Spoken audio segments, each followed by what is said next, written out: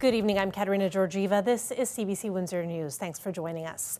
We begin tonight with a group investigating complaints against Windsor police. Chris Ensing has tonight's top story. Ontario has a new oversight body that aims to make police accountable for their actions. The Inspectorate of Policing launched last spring, and Inspector General Ryan Teschner is overseeing two active investigations of Windsor's police service. An inspection in and of itself means nothing other than an objective look at the facts, looking at whether or not there's been compliance, and then an independent process that would occur no matter what the topic was. The investigation centered on two separate complaints. One about how police handled a person trying to report harassment. The other deals with how effective the Windsor Police Service is at dispatching members. Those are the only details being released while the investigation is active. Windsor Police won't comment on the investigations. Ontario launched the inspectorate last April. It's one of three oversight bodies that handle complaints about police. An intertwined system, but each with its own spine that makes sure that it covers the entirety of the sector overall.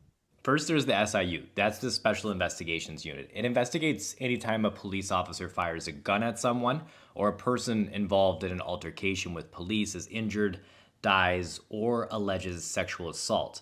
There used to be an office of the Independent Police Review Director. It's essentially been split into two. There's now the Law Enforcement Complaints Agency that deals with police misconduct, so the behavior of a specific police officer.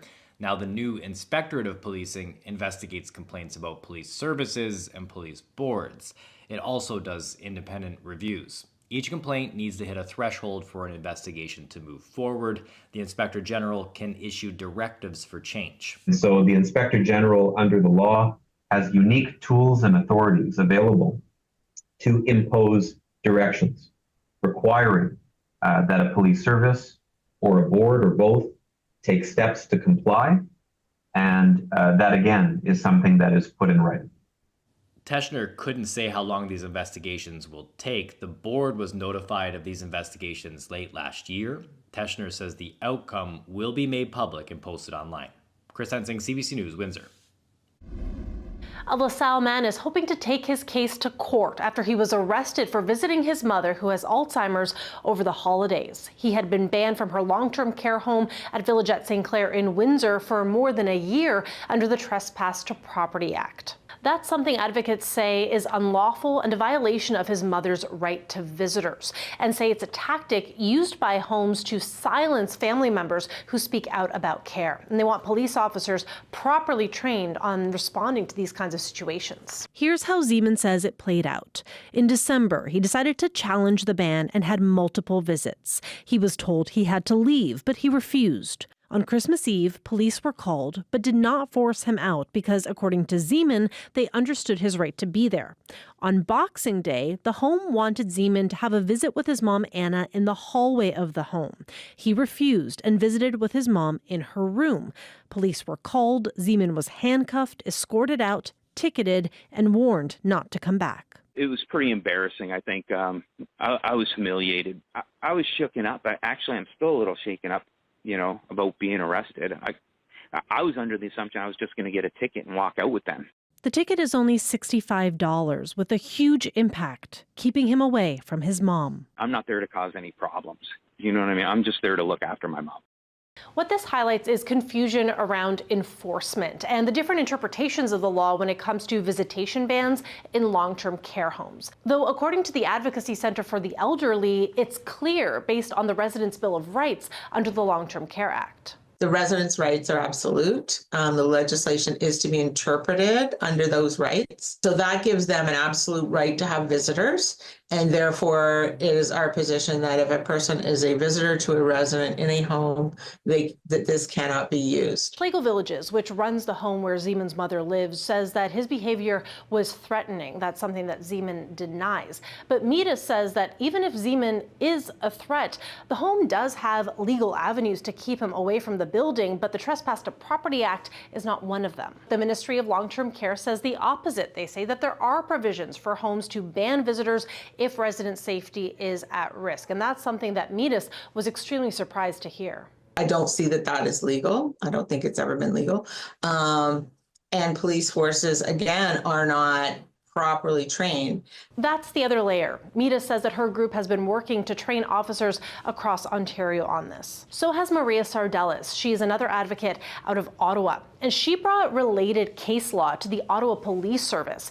They checked her advice with their legal team, and then they subsequently updated their training. So according to our training and what we've gone with our officers, is the resident is considered the occupier. They're allowed to have visitors. They're allowed to decide who have visitors, and no one under the Trespass Property Act can bar them from having visitors to their residence. It seems to me as though throughout Ontario, enforcement is not consistent. Why is that? I don't know. I think there might just be some confusion in officers or police services, even interpretation of the different acts. Sardellis has attempted to offer training to Windsor Police Service as well, but she says that she never heard back. I also reached out to the Windsor Police Service for comment on this story multiple times, and they never got back to me. On top of all that, Sardellis had been urging the Solicitor General to take action on training as well. The ministry has confirmed its updated Ontario Police College training to add more information on the definition of occupier. In other words, who gets to issue a visitation ban as it relates to long-term care homes. Meanwhile, according to Jane Meadis, Paul Zeman with his ticket in hand is the best case scenario and his best chance at reuniting with his mom if he can get before a judge. Now, often these cases get thrown out before it gets to that point, but if he can see a judge and get a written ruling on this case, it could potentially clarify all the confusion, solidify a long-term care resident's right to visitation, and offer a permanent Ontario-wide solution. Turning now to a quick look at weather. Here's Riley Lawchuk. Well, Katarina, I hope you were able to enjoy the day a little bit today because things are changing and maybe not for the good if you don't like snow. So 2 degrees is where we got to in Windsor today, really around the freezing mark for the rest of the region. Pretty seasonal for this time of the year. Usually we should be at about -1 for this time of the year. So a little bit of sunshine, some cloud cover mixed in as well, but it's what's coming as we get into the overnight period tonight and into Saturday that is really going to shift our pattern around here. So south winds 30 gusting to 50 as we get through the overnight period tonight. Rain, snow mix starting through the overnight hours. +2 overnight. We fall to -6 through the afternoon tomorrow, and we're looking at some accumulating snow. I'll have the details when I come back. Thanks, Riley. The Windsor Police has a new leader. Ward 6 City Councillor Joanne Geniak will now chair the board. When you think of our frontline officers that are out every day dealing with mental health issues, issues of addiction, which are health issues, they're identified as health issues under the Health Act.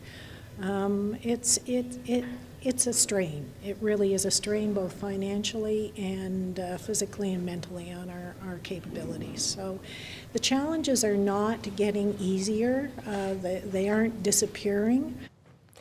Geniak takes over as chair from Mayor Drew Dilkins. He stepped aside. Changes to Ontario's Policing Act prevent former members of police forces from serving on boards in the same jurisdiction. Dilkins was an auxiliary officer for 15 years. He will finish his term as a board member. Geniak was the vice chair. Taking on that role is board member Sophia Chisholm. Advocates say Canadians face some of the longest delays in the world for new life-saving cancer drugs. Patients first have to wait for approval by Health Canada and then for their province to decide if it will reimburse them for the drug treatment. And the process can take years, and many patients fear they will die before they can get access. CBC's Nicole Williams has more. For nearly 20 years, Glenn Hussey has lived with myeloma, a type of blood cancer. He's undergone years of treatment, including 2 stem cell transplants. Your focus suddenly becomes very much short-term as opposed to long-term. I don't look out 10 or 15 years anymore. I look at the next year or 2. While there is no cure for myeloma, Hussey is still hopeful for any new medical breakthroughs. But even if there are, he could wait years before getting access to the drugs. As a patient, the first thing you want is the best treatment possible and you want it as quickly as you can. This oncologist, all too familiar with how it feels to tell patients their limited options when it comes to treating their cancer. Our government approval by Health Canada can take about 6 months longer, but after that it can take another 1.5 to 4 years longer before the funding is finally approved because of the multiple steps that happen after the initial approval. He says that's because of how rigorous Canada's approval process is. Not necessarily a bad thing, but one he and other advocates say is still too long. Pair that with how long it then takes each province and territory to determine if it has the budget to cover the cost of the new drug, and some patients end up waiting even longer. That idea of postal code medicine doesn't sit well with us at all. We actually want a situation where all Canadians, no matter where they live, get access to the same drugs. If they are drugs that are going to prolong or save someone's life. This week, Canada's health minister announced $32 million in funding to improve access to new drugs in New Brunswick. But advocates say that kind of investment needs to be standardized across Canada because not every patient can afford to wait for life-saving treatment. Nicole Williams, CBC News, Ottawa. The $200 rebate checks Doug Ford promised to deliver to 15 million Ontarians are officially on the way. The move comes as many suspect the Premier wants voters on his side as speculation of an early election continues to swirl at Queen's Park. Lane Harrison has more. Good news for Ontario families. An excited Premier Doug Ford appearing on the social feeds of Ontarians to let them know their $200 rebate checks are in the mail. It's a move opposition parties and others have called a gimmick to win votes in a potential early election. A lot of people are struggling right now. The check will be welcome. I am concerned about what we're up against as a province, which is why I think it's more important than ever that we remain united, not divided. The last thing we need is to be heading into a snap election. Ford argues the checks are meant to help people with the high cost of living, helping to provide much needed relief from the high cost of the federal carbon tax and interest rates. But the day before the checks were sent out, the federal government deposited carbon tax rebates directly into bank accounts. I think they're playing on the ignorance of the population about what the distributive consequences of the carbon tax are, which for most Ontarians, they come out net winners. The carbon rebate gives an average Ontario family of $280, while Ford's rebate checks provides every adult and child with $200, costing the province at least $3 billion. Figures Ontarians have mixed feelings about. It's going to help with everyday food and rent, so I'm happy about that. I don't know if anybody has had the displeasure of being at a hospital recently. We spent 3 hours minimum just to get seen and then another 8 hours just to see by a doctor, right? So I think there's a lot of different things we could definitely spend our money more well spent. The checks will go to pretty much every adult in Ontario, with the exception of individuals who declared bankruptcy or were incarcerated. The question is people being able to get by, to give it to everybody rather than to target lower income earners, for instance. So it looks to be much more about trying to curry favor with Ontarians. With the checks on their way, the government says people will start receiving them in coming weeks. Lane Harrison, CBC News, Toronto. As the Detroit Lions charge toward the Super Bowl, Windsor is buzzing with energy. And tomorrow night, the football team will host its first playoff matchup of the season, while the team's coach hailed Windsor fans as, quote, awesome. Many won't be able to actually get a seat at the stadium, though. Lions Fever has sent ticket prices soaring, and the cheapest you can find online are more than $600 Canadian. That means that many fans will be watching the Lions play from home. At the Lions Den at our house. You know, we got all the Lions memorabilia up there, a couple autographed pieces of equipment and stuff that we get to enjoy. So probably be just watching it downstairs in the basement, me and the missus and the dogs. Gwen admits it'll be disappointing not to be in the stands, but he'll follow his pregame traditions, which includes enjoying a Caesar. Now, have you seen this yurt? It was stolen from a mental health nonprofit in Kingsville, and the organization wants it back. Essex County OPP is investigating the theft. It says the yurt was taken sometime between January 2nd and 3rd. According to a post by the organization, the tent cost $1,500. A live look outside there when we come back. Canada's plans to launch a counterattack against Trump's possible tariffs. Stay with us.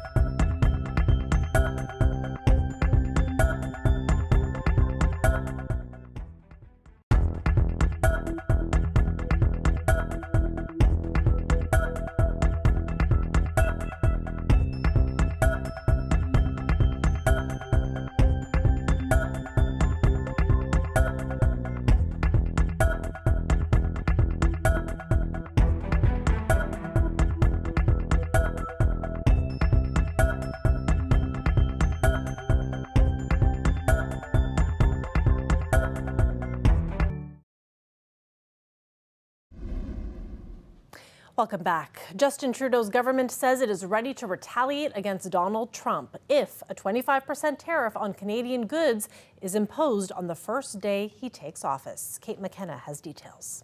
The Prime Minister's message is that Canada has a plan as industry braces for impact. The single biggest advantage Canada has is Canadians themselves. Today, Justin Trudeau met with his new U.S.-Canada Council, a nonpartisan group of business and policy leaders convened to deal with the tariff threat. Good morning, everyone.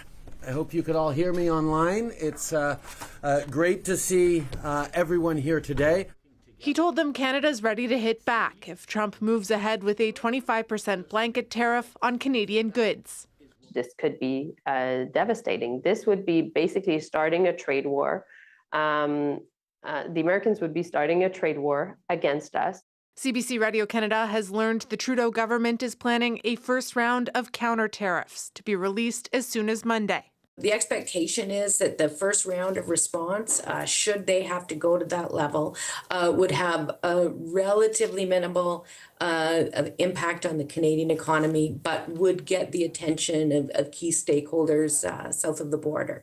The plan targets $37 billion in American goods. If that doesn't work, there's a second retaliatory tariff list that targets $110 billion of American goods.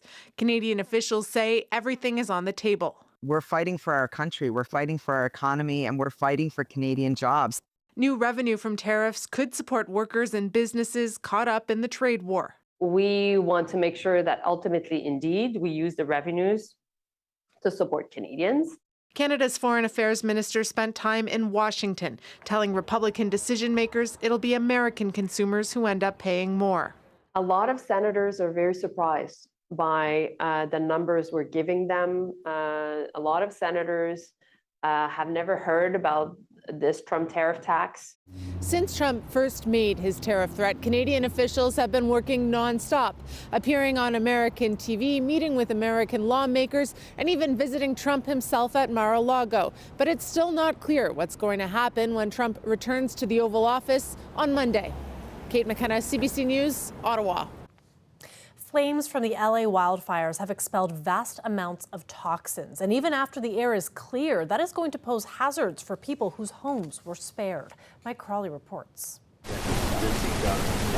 Untouched by the flames of the LA wildfires, this house still poses plenty of work for this cleanup crew. We get a lot of people calling for the same thing. We have about over 20 jobs right now only in this zip code.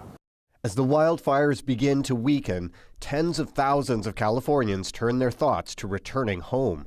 I can tell you the entire city family is working collaboratively to get you back into your homes and communities as soon and as safely as possible. Even those whose houses were spared will face health risks in the days to come. So I just want to show you a little bit of the fine particles all over the black. Kate Gammon and her family have returned to their Santa Monica home after fleeing it for 4 days. What we've been dealing with since we've come back has been this rain of ash every day. And of course, this ash is not just brush fire, it's not just wood, it's the metals and the plastics and the oils in people's homes. Toxic after effects of urban wildfires can linger for months. New research found high levels of volatile organic compounds in homes weeks after this Colorado fire, and people who lived nearby reported health symptoms as much as a year later. A headache, dry cough, itchy, watery eyes, strange taste in their mouth.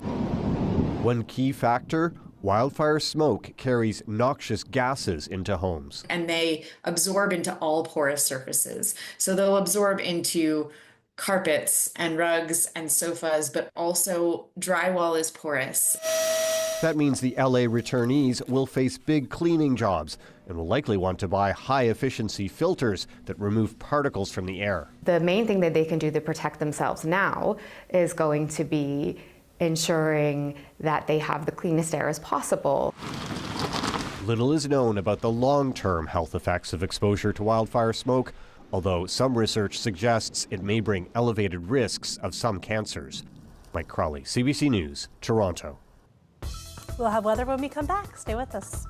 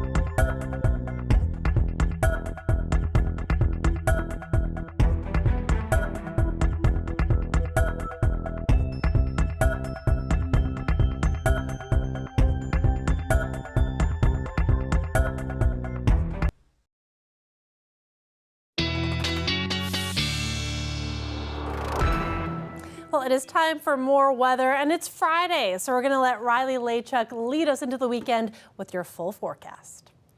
Well, Katerina, I did mention things are changing, and that change is going to happen as we get through the overnight hours tonight. So looking back at today, really a mix of sun and clouds. Yes, pretty seasonal for this time of the year for a mid-January day, but it's what's coming that is really going to change us around here. So first off, we have a developing low south of the border. This is going to make its way to the north as we get through the overnight hours tonight.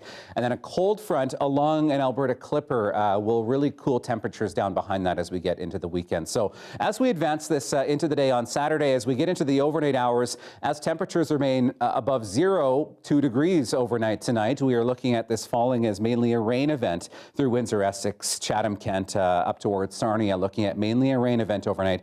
But you can see this transition as temperatures cool as we get into the morning hours on Saturday, transitioning over to more of a snow event as temperatures kind of sit on the freezing mark for the first part of tomorrow. And the snow continues as we get through the rest of the morning. At least I still think we have a chance of maybe seeing a few flurries through the early part of the afternoon and even maybe some lake effect, because along this cold front, as it cools temperatures down, will really shift our winds out of the northwest and out of the west. And that is going to drive in some colder to air, but also bring with it the chance along the lake shores of maybe seeing some lake effect. So keep our eye out for that as we get through the day on Saturday. Behind that, a little bit of clearing, but we do stay mainly cloudy as we head into the day Sunday. And really clouds will feature into our long range forecast as we get into next week. So in terms of snowfall amounts, I did say really around 5 centimeters is what we're looking at really throughout southwestern Ontario. Maybe we pick up 6, but some of these areas here where you see some of the pinks and whites, these are those areas that are prone and have the most likely chance of seeing some lake effect snow as we get through Saturday into the evening hours, even into Sunday morning, that chance persisting. But generally looking at 5 centimeters by the time this all wraps up, by the time we get into the afternoon hours through the day on Saturday. So overnight temperatures look like this. Really, this is where we'll be, and we'll start to fall from there as we get through the overnight hours. So good chance this starts as rain really across the region. Temperatures around the freezing mark, 2 in Windsor overnight tonight. And then we'll see temperatures falling through the day on Saturday. So these temperatures more like high temperatures at midnight, which continue to fall as we get through the day on Saturday, down to -6 by late afternoon in Windsor tomorrow afternoon. A slight chance of a few more flurries into Sunday, mainly cloudy skies. And then, Katerina, we really dive off into some very cold temperatures into next week, but we get the sun back at least. Thanks, Riley, and thanks everyone for watching. Have a great weekend.